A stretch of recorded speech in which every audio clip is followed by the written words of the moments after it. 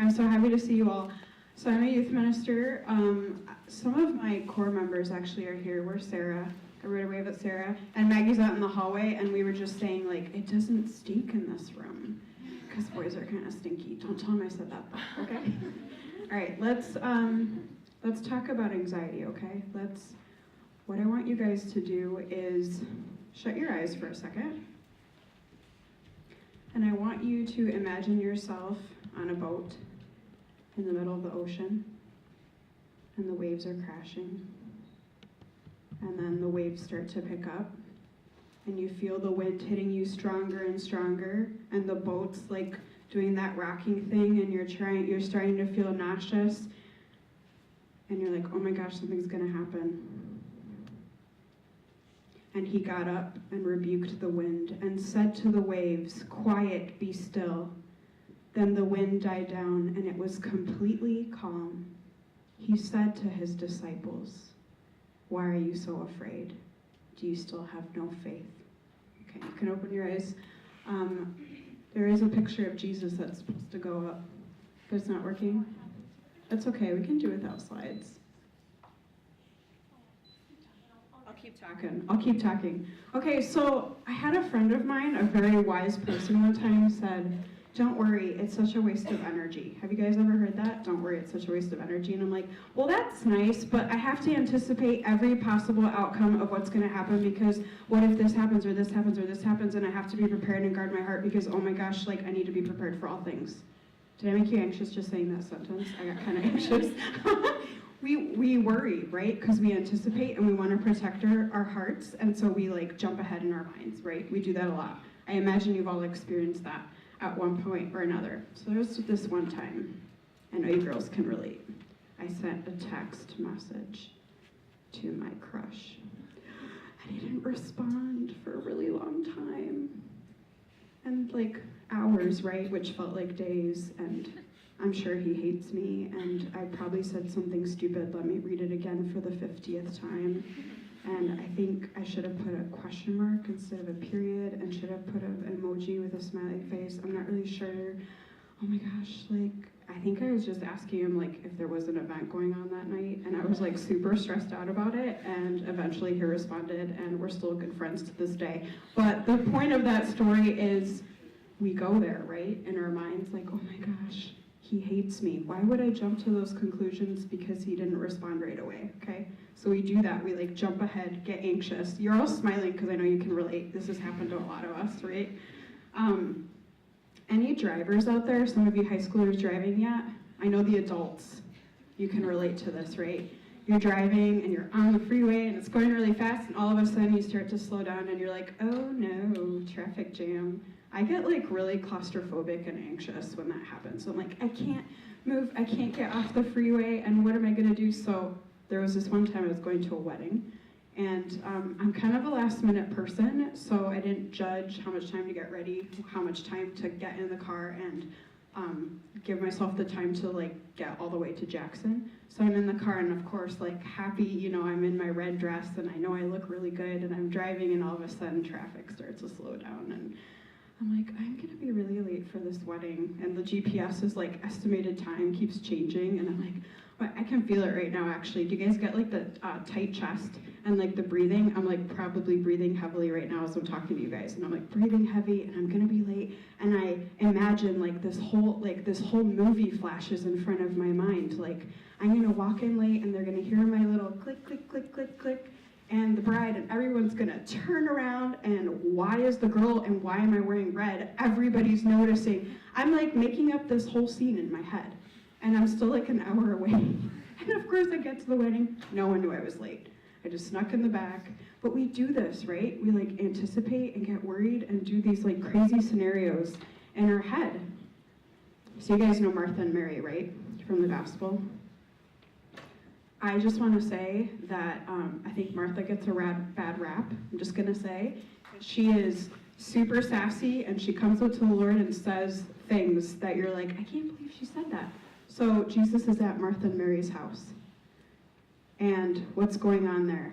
Martha's busy serving, and Mary's sitting at his feet. And you guys are getting super distracted by this crazy movie trailer. That's okay. So just imagine Martha, Mary, and Jesus at their house. And she's like busy, and Jesus is like, Martha, Martha, you're so worried about things, like sit down. I kind of like to use Martha and Mary as an analogy of two choices we can make with our brains, okay? We can either do all those three stories I just told you about, be like Martha and busy, busy, busy, busy, busy, instead of, you know what, let me be present in the moment, let me talk to the Lord while I'm doing something, let me be like Mary and just rest at Jesus' feet, okay? So these are the two analogies I'm using for what we should do with our brains, because it's really easy to be Martha and to just jump ahead and worry, and let's anticipate all the possible outcomes. Okay, so let me talk about a few definitions of some of the different things we're talking about. I know you guys know these, but I think it's good to review so we can like keep it in mind, right? So anxiety, I think you've all experienced it to some degree, is our body's natural response to stress, okay? So we have these reflexes, like someone's coming after you, hopefully you should freak out and want to run away, okay? Hopefully that's the reflex that you have. But anxiety is when it lasts and it won't go away. So this happens, we know, first day of school, going to a job interview, my first time leading a youth night as a youth minister. I'm like, no one's gonna come. They did, they came.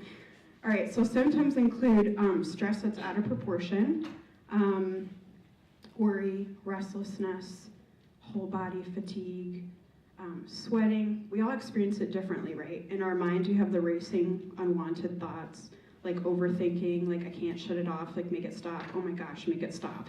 Hypervigilance, irritable. I get irritable. If you like come up to me and I'm like, what? I'm probably anxious. Okay, we do that. And then the other thing that happens to me when I'm anxious is I bite really hard. This is really random, but you need to know something random about me. I like bite really hard, like hold my jaw, like clench, and then I wake up so sore. But we all do something, right, when we're fearful and anxious. Okay, stress. Stress is a little different. It's a state of mental or emotional strain or tension resulting from very demanding circumstances, okay? So we get stressed a lot, like school, I don't know, whenever I talk to some of my high schoolers, I'm so stressed. It's true though, like you're really stressed because you have a lot of stuff going on in your life. I'm kind of poking fun at you guys just to keep it light. Depression is common, but it's a medical illness that negatively affects how you feel. Who put these big words in my talk? And it affects how you act. And it lasts a long time. So depression causes feelings of sadness, loss of interest, things you used to enjoy, you don't. So this is more long lasting. And I think we've seen people, or we've experienced it ourselves, right? And then panic. We all know panic. Like I'm driving, I'm like, oh my gosh, everybody's gonna see me at this wedding and I'm wearing a red dress, and why did I do that? That's panic. Okay, we know what that is.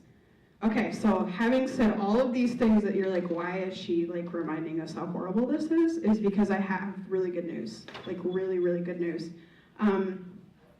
You are completely normal.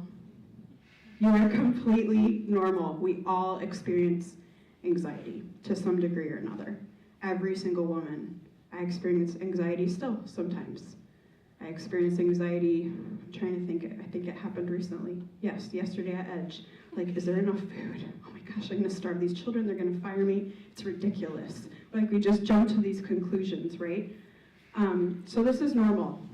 Normal that you have these reflexes to run from something that's harming you, that you respond negatively to something bad that's happening, that's normal. But what's not normal is for us to dwell on it, and this anxiety that we hold on to, that's not from God. He doesn't want that for you. He really, really doesn't. And that's why I felt so convicted that that's what I wanted to share with you guys about, was that the Lord wants to come in and heal us of those things that we hold on to that fill us with fear, because we all experience fear all the time. So the other thing I want to say about this too is I hear a lot in ministry, I struggle with anxiety, and anxiety seems to be growing a lot, I think because we're just holding on to it too much. I don't think we're necessarily more anxious than people were hundreds of years ago. I think we're just like focused on it, and we'll say things like, I'm just an anxious person. We're all anxious people. So don't hold on to that and don't make that who you are, because you're not your feelings. You're not like, I feel ugly today. We all have those days, right? I feel like my hair is ugly today. Like, that's just a feeling that you have. It doesn't mean anything. All your friends are like, you have such pretty hair. You know, it's not true. It's a feeling. We're not our feelings, okay? Feelings come and go. So the Lord wants you to know that he wants to heal you and that he wants to come in if you let him and help you with those things that are causing you anxiety. And it can be really small stuff. I don't want you to feel embarrassed, like, I get anxious because I'm wearing socks that don't match. Like, if that's something that is, but I'm saying it like kind of being humorous right now, but it could be anything. My father passed away. It could be, I'm worried about what I'm wearing. Like, nothing's too small for the Lord. He's interested in knowing what those are. Okay, so let's talk about where is this coming from? Where are these emotions, feelings coming from? They're coming from our emotions, which emotions come from our state of mind, right? So whatever we're thinking about is usually how we feel, okay? We start to pick up on, well, I tripped coming out of my car, therefore I'm gonna have a bad day. We kind of do that, like we jump to conclusions, right? And then we have thoughts. So some of this stuff comes from our thoughts. So I kind of try to imagine like thoughts like flying across my brain like a bird, because I get super distracted. I'm talking to you and I'm like, oh, there's a bird. So these like birds like fly, these thoughts like, and you see it, and are you gonna like grab onto it, or are you just gonna let it go? Just let it go. Just let the thought go. We don't need to hold on to every single what if. We don't need to do that. So let the thoughts just pass through you. They're just thoughts. So I talk a lot about this in youth group at St. Thomas, and the kids are sick of hearing it, but I think it's important for you guys to keep in mind there are two kinds of brain, the male brain and the female brain. And the male brain is like a waffle. Do you know why it's like a waffle? Have you guys heard this before? Because waffles, you've heard this before, this is like my favorite thing to talk about. You have a waffle, right, and it's got all the squares and you're pouring the syrup and it just goes into one and then it goes into the other. This is how guys' brains work, okay? I'm just giving you some advice for your brothers, your dads, future relationships, when they're in one box at a time and they're very focused. So if they're in the studying box, they're in the study box. If they're in playing soccer box, they're in the soccer box. If they're, I'm talking to you because you're annoying, that is the box they're in. And they also have a box called the nothing box. It's a real thing because you ask a guy, what do you think about? And he's like, nothing. It's actually legitimately true. Now, the reason I'm bringing this up is because we're very different. We have spaghetti brains. Everything is connected all the time. You're feeling it, you're seeing it, you're got out of your car and you're like, I got into a fight with my mom and there's my best friend coming and oh my gosh, I'm hungry and I have to turn in this test and my nose itches and you know, like all the things are happening like at once. This is the way we're made and it's beautiful because God made us sensitive. But because is this dying out? No, am I just moving too much? It's, what was I saying about spaghetti brain? Totally lost my train of thought. It's beautiful. Thank you. You're the best. It's beautiful because the Lord made us sensitive in order to be nurturing and to give life, okay? But it's also a detriment because we feel everything. We get anxious and we get worried and we feel all the things all the time, feel all the feels, and we get worried, okay? So that is the way we're made, but we have to watch it and ask the Lord to really come in and help us to be wonderful women who feel all the things but know how to direct that. Like, what do we do with that, right? All right, so there's like 1,000,001 practical things you can do with anxiety, but these are the things that have helped me. And before I say that, I want to say, try to live in reality. Don't live in your head. Live in reality. Get out of your head. If that means go outside, go outside. If that means put your face under the faucet, do that. Whatever you need to do to just get out of your head for a moment and live in reality, okay? So one thing that's really helpful is tracking your anxiety. What are the things that trigger it?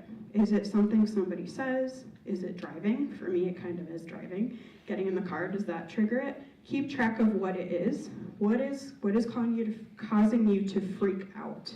What are things that need healing? So start to journal some of that stuff when you notice it happening.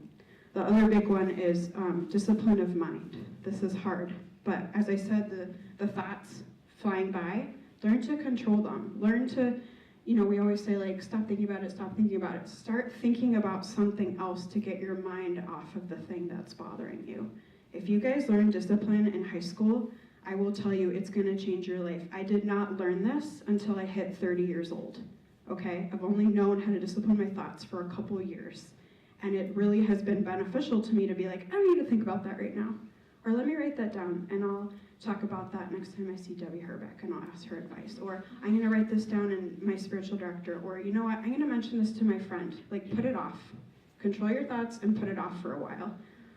Write it down, get it off of the brain. Sometimes I like email myself and then delete it because I'm like, I don't want anybody to see this, but I'm like, I need to tell myself what is in my brain and get it off. The third thing, let your emotions be emotions. Just feel it, doesn't mean anything, doesn't have deep meaning, it's just an emotion, okay? It doesn't have some profound, divine meaning behind, I feel ugly today, okay? That's just a feeling. Talk to a trusted friend, that's really helpful. Find that person that you know you can, maybe it's your mom, maybe it's Debbie, maybe it's somebody here in this room, youth minister, whoever. They're not gonna judge you. We all have like really dumb thoughts. Like just tell your dumb thoughts to somebody and get it off of you and let them reassure you and speak the truth to you. And then the last thing is the most important thing, bring this stuff to prayer. The Lord is the solution to this. The real solution is the Lord. So invite the Lord into all those corners of your heart where things are bothering you, where things need to be healed. And you know why you should invite the Lord? Because he's been through this before. Do you remember the Garden of Gethsemane? He was sweating blood, knowing that he was going to die for us, and knowing what kind of pain was going to come upon him. And in his humanity, he was suffering. He had all the chest pain and the out of breath and the sweating. The Lord has been where we have been.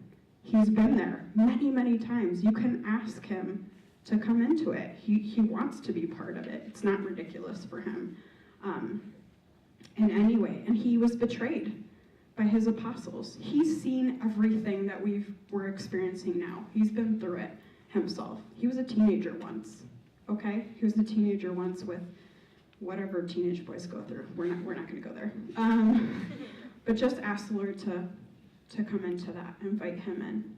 There's nothing that's too silly for him. All right, I'm going to leave you with a few confirmations that this is all true from Scripture, in case you don't believe me. I know you do. Come to me, all who labor and are heavy laden, and I will give you rest. Take my yoke upon you and learn from me, for I am gentle and lowly in heart, and you will find rest for your souls. For my yoke is easy and my burden is light. Those are Jesus' words to you tonight. Only God can dispel this fear that you have. And God the Father has the last word on your life. Nothing's going to happen to you that he doesn't allow. You exist because he's constantly loving you and thinking of you. He's never going to leave your side, ever. There's nothing too big for him or too silly. And he's not just cheering you on. He's like right there, okay? He's right there with you. This is from Isaiah. For I am the Lord your God, who takes hold of your right hand and says to you, do not fear, I will help you. Do not be afraid, for I myself will help you, declares the Lord, your Redeemer, the Holy One of Israel. He's holding your hand, guys. That's amazing. And Jesus, this is my favorite gospel. Jesus says, do not worry about your life, what you will eat, or about your body, what you will wear. Life is more than food, and the body more than clothes. Consider the ravens. They do not sow or reap. They have no storeroom or barn, yet God feeds them. And how much more valuable you are than birds. That was what was on the cover of the event for tonight. You guys matter more than little birds. And they're taken care of. You're going to be taken care of. Who of you by worrying can add a single hour to his life? Since you cannot do this very little thing, why do you worry about the rest? This is the Lord saying this to you. Why do you worry? And Jesus also says, peace is what I leave with you. It is my own peace that I give you. I do not give it as the world does. Do not be worried or upset. Do not be afraid. Amen.